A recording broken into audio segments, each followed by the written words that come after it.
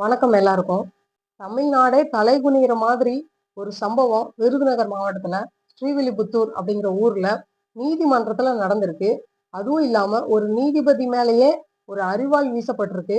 அதை பத்தின விவரங்களை இந்த வீடியோல நான் உங்களுக்கு சொல்றேன். ஒரு வழக்கறிஞராகவும் இந்த நாட்டினுடைய ஒரு சிட்டிசனாகவும் கொடூரமான செயலை நான் வன்மையா கண்டிக்கிறேன். என்ன நடந்தது, பாதுகாப்பு எங்க போச்சு, இந்த கேள்விகள் எல்லாருக்கும் இருக்கு. ஒரு நீதிபதிக்கே இந்த நிலைமைன்னா நீதியை தேடி போற சாதாரண மக்களுக்கு என்ன பாதுகாப்பு இருக்கும்? தமிழ்நாடு அரசு காவல்துறை என்ன பண்ணுது? நீதிமன்றத்துல பாதுகாப்புக்கு போலீஸ் ப்ரொடெக்ஷன் இருந்ததா? என்ன பண்ணிட்டு இருந்துச்சு?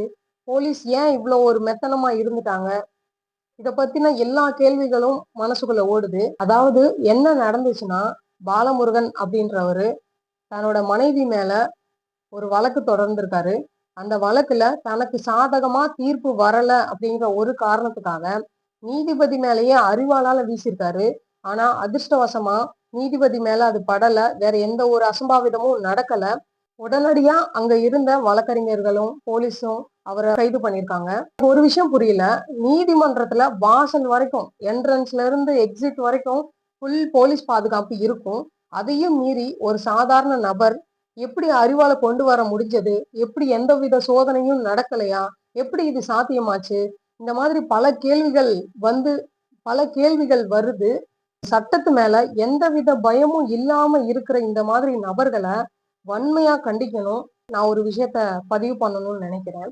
அதாவது நீதிமன்றம் அப்படிங்கிறது வெறும் கட்டடமோ இல்ல அது ஒரு ஒரு கேஸ் நடக்கிற ஒரு இடமோ அப்படி கிடையாது.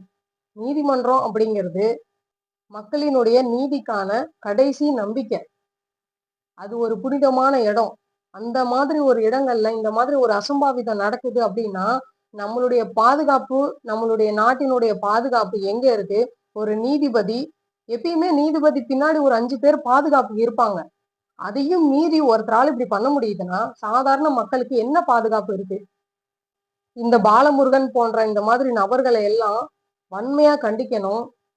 இனிமேல் இந்த மாதிரி ஒரு சம்பவம் எந்த ஒரு நீதிமன்றங்கள்லயும் எந்த ஒரு இடங்கள்லயும் நடக்காதவாறு முழு பாதுகாப்பு இருக்கணும். அவர் மேல சட்ட நடவடிக்கை எடுக்கணும். பாலமுருகன் மேல கடுமையான சட்ட நடவடிக்கை எடுக்கணும்.